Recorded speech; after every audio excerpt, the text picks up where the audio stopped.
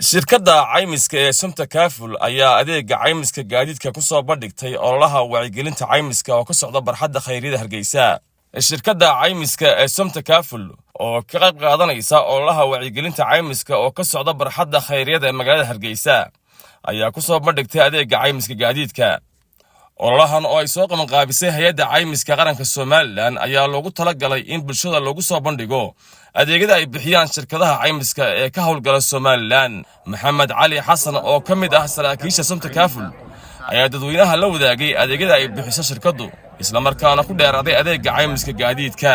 ololahan maanta aan ka qayb galayno adeegan gaadiidka ah waxaan doonaynaa inaan macaamiisheeda dhammaan u sheegno in sha Allah taala adeega si toos ah u furan yahay dhammaan aan ka shaqeyno dhammaan gobolada gobolada Soomaaliland oo dhan aan hirgelin doono in sha Allah taala waana aan bilaabi doono mashruucaas shaqadana dhammaan wargeyso wadaagi doona dhammaan in caymiska la galo lana qaato adeegan caymiska wuxuu naga badbaadinayaa dhammaan khataro badan oo ku saabsan xagga maaliyadda waliba shiralkan ugu faraha badan ee ka dhaca dalkeena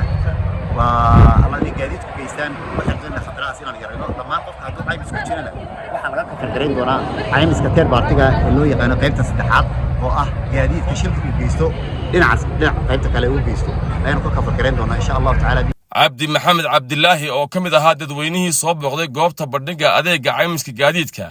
oo halkaasi ka hadlay ayaa ka warramay baahida ay u qabeen caymiska gaadiidka. waxaanu sheegay inuu ka mid ahaa odayaasha mar walba xalliya ee dusha u rita xalinta khilaafaadka ay sababaan shilalka baabuurtu. caymisku wuxuu ka dawan yahay baabuurtii shilkii odayaashii aqalladii 24 saacadood buuqsanaa ayuu caymisku horta ka soo ururinayo marka caymisku wuu fiican yahay xafiiska waa loo baahnaa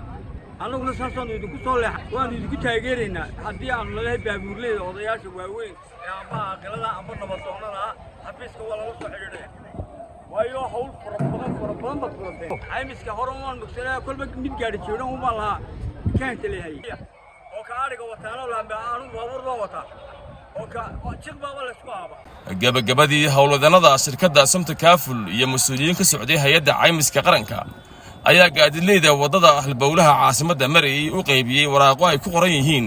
macluumaad faahfaahinaya caymiska gaadiidka. Mukhtaar Cabdiruus Cige